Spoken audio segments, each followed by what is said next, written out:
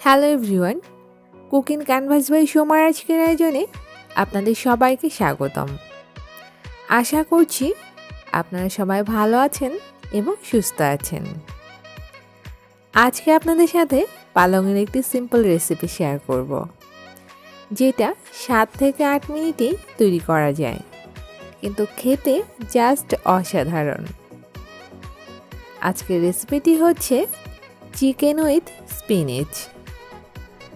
আপনারা নিশ্চয়ই জানেন চিকেন এবং পালং ডায়েটের জন্য খুবই পারফেক্ট খাবার, আর বিভিন্ন পুষ্টিগুণে ভরপুর থাকায় পালংকে সুপারফুড বলা হয়। চলুন তাহলে দেখে নেই চিকেন উইথ স্পিনেচ কীভাবে তৈরি করতে হয়। আজকের রেসিপিটি তৈরি করতে খুব বেশি কিছুর প্রয়োজন নেই, খুবই কম উপকরণেই এই রেসিপিটি তৈরি করা যায়। চিকেন উইথ স্পিনিচ তৈরি করার জন্য আমার এখানে লাগছে পালং শাক। এখানে আমি 1 আটি পরিমাণে পালং শাক নিয়েছি। এছাড়াও লাগছে 1/3 কাপ টমেটো, 1/3 কাপ পেঁয়াজ, 1/3 কাপ চিকেন, 1 চা চামচ পরিমাণে চপড রসুন এবং 1 চা চামচ কাঁচামরিচ। আরও লাগছে গোলমরিচের গুঁড়ো। আমি চুলায় একটি প্যান বসিয়ে দিয়েছি। এবার দিয়ে দিচ্ছি 1 চা চামচ পরিমাণে সাদা তেল। তেল গরম হয়ে গিয়েছে, দিয়ে দিচ্ছি 1 চা চামচ পরিমাণে চপড রসুন এবং 1 চা চামচ কাঁচামরিচ।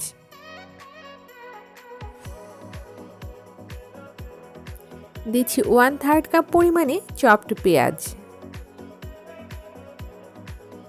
এবার এগুলো একটু হালকা বাদামি করে ভেজে নিচ্ছি।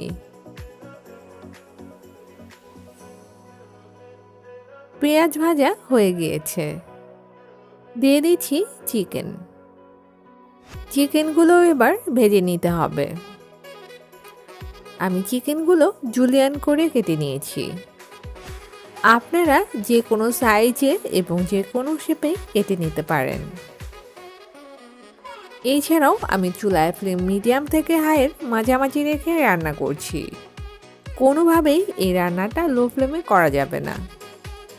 সামান্য একটু লবণ দিচ্ছি, আর দিচ্ছি গোলমরিচের গুঁড়ো। তবে ঝালটা যার যার স্বাদ অনুযায়ী, যে যেরকম ঝাল খেতে পছন্দ করেন সেই অনুযায়ী গোলমরিচ এবং কাঁচামরিচ ব্যবহার করবেন। চিকেনগুলো ভেজে নেওয়া হয়ে গিয়েছে। এখন দিচ্ছি 1/3 কাপ পরিমাণে টমেটো। এবার দিয়ে দিচ্ছি পালং শাক।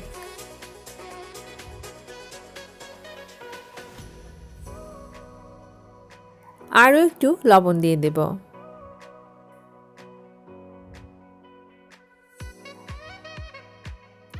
এখন 3 থেকে 4 মিনিটের জন্য ঢেকে দিচ্ছি।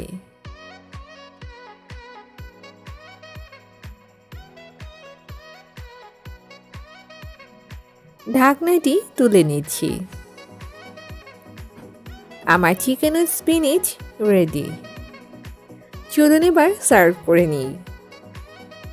তৈরি হয়ে গিয়েছে মজাদার স্বাদের চিকেন উইথ স্পিনিচ। দেখলেন তো কতটা কম সময়ে এবং কতটা সহজেই এই রেসিপিটি তৈরি করা যায়। ভাত কিংবা রুটির সাথে এই খাবারটি খেতে অসাধারণ লাগে। আশা করছি আপনাদের সবার এই রেসিপিটি খুবই ভালো লাগবে, আর আপনারা অবশ্যই বাসায় এই রেসিপিটি ট্রাই করবেন। ভালো লাগলে আমার চ্যানেলটি সাবস্ক্রাইব করবেন এবং নতুন নতুন ভিডিওর আপডেট পেতে পাশে থাকা বেল আইকনটি প্রেস করে রাখবেন।